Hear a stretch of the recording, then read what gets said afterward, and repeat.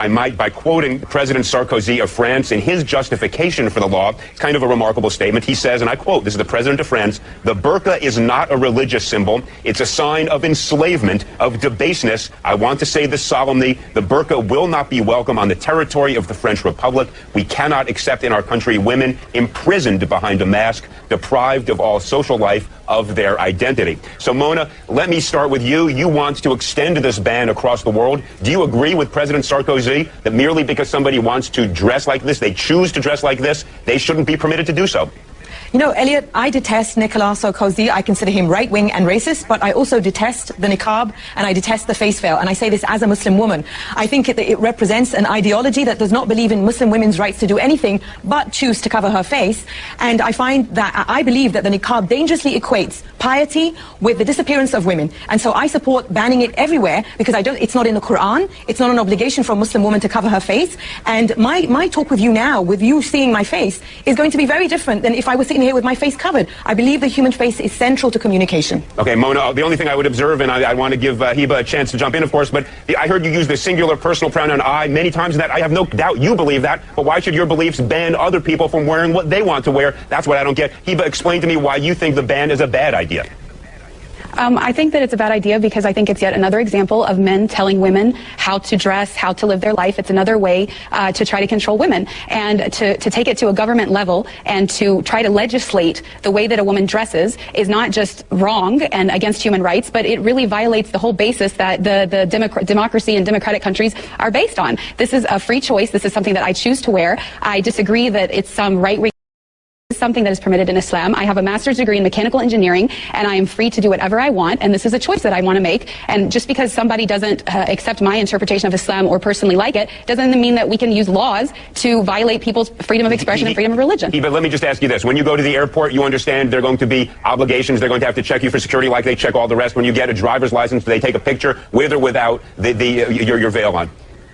Absolutely. I want everyone to know that as a Muslim woman, as a Muslim in America, I am just as concerned about safety and security as everybody else, and I have no problem whatsoever accommodating any security issues that come about when I enter a bank, when I go to the airport, when I go to the DMV. I show my face, and actually in Islam, we are required to show our identity when we're in a court system giving testimony. This is absolutely something that is essential for the security and identification of people, but that doesn't mean that I should be banned completely from what I choose to do. Okay, Mona, let me jump in here. There are lots of types of dress that I look at, and I don't like them. I think they're degrading. I think they're oppressive. Lots of things I see teenagers wearing that, I'm now viewed as old-fashioned by a lot of, my kids perhaps. I don't go around saying we should pass a law banning it. Isn't that fundamentally violative of the First Amendment? What possible reason can there be legally to say to somebody, you can't dress the way you want to dress? Actually, Elliot, the government does tell people how they can and can't dress all the time. You cannot walk outside naked. There are many states here in the US where 3 or more people cannot be together in public with wearing a face mask. So the government actually does legislate over our wardrobe, but everybody conveniently forgets that. I would like to ask Hebah, once I'm done talking, if she works, because we've been on media shows together where we've been on opposite ends of this argument. And I know from what she said before that once she started covering her face, she stopped working. So my argument is, and this is not just about I understand what the point that you were making earlier, Elliot.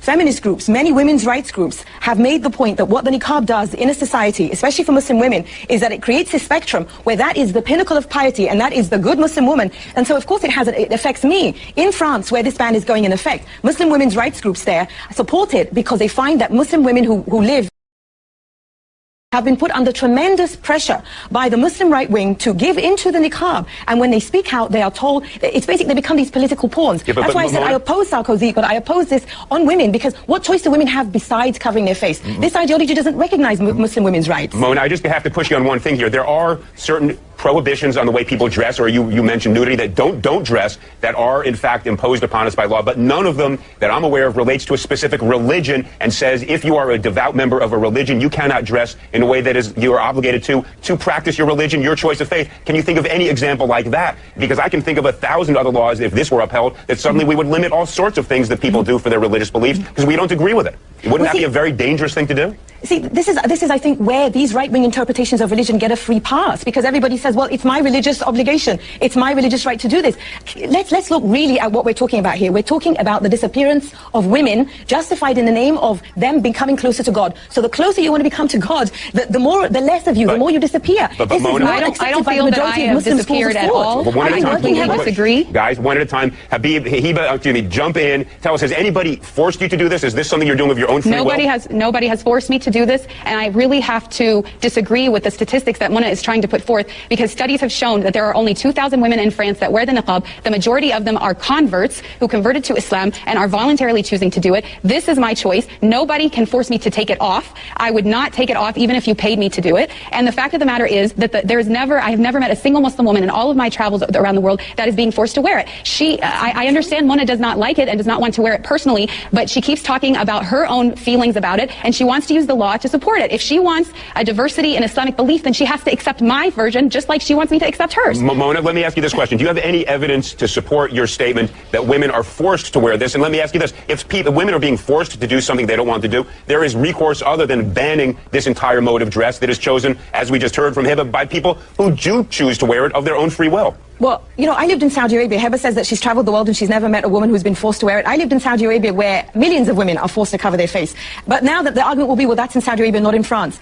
What choice does a woman have when she's told she will burn in hell if she doesn't cover every inch of her body? What kind of a choice is that? So, of course, these women who convert to this ideology... I've never heard anybody say that. The women who convert to this ideology, who are then told that this is how to be a good Muslim woman, to be close to God, to avoid hellfire, is there really a choice in that? And I believe when you have a law like this... You know, I told you, I detest Sarkozy. I consider him racist. But I will not sacrifice Muslim women's rights in order to uphold the Muslim right wing, which I believe is misogynist. With a law like that, a woman can tell her husband or any male relative who is forcing her to dress like this, the law says I don't have to dress like this. Mona, let's not deal with Saudi Arabia. Different customs, different laws. We have a First Amendment. No, I was talking about France. I was talking about France. Wait, hold on 1 second. In the United States, we have a First Amendment that gives people the right to practice religion as they wish.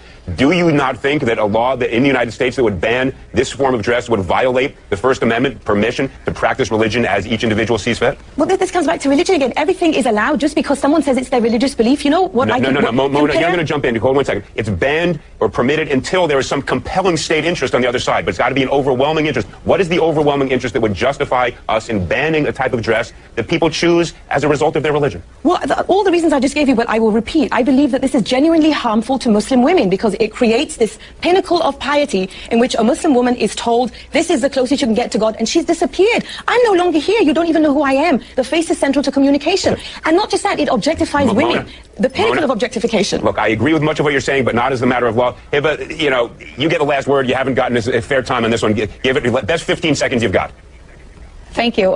Basically, I want people to know that when I choose to cover this way, it's because I'm fighting against a systematic oppression against women in which women's bodies are being sexualized and objectified. This is a different perspective and a different form of empowerment in which I think when I'm in public, my sexuality is in my control and people have to deal with my brain and who I really am and not judge me by my body. And if we want to really talk about the oppressive situation of women, let's talk about all of the eating disorders, all of the plastic surgery, all of the unhealthy diets that are being done, all in the name of having the perfect body. To me, this is liberating and this is empowering. Mona keeps saying, I believe, I believe, I believe. Well, we don't make laws based on what Mona believes or what anybody believes. All right, guys, it's based on whether or not... This is clearly not an issue we're going to resolve in the next 10 seconds. I want to thank you both, Hebah Ahmed and Mona El Tahawy, clearly a passionate and important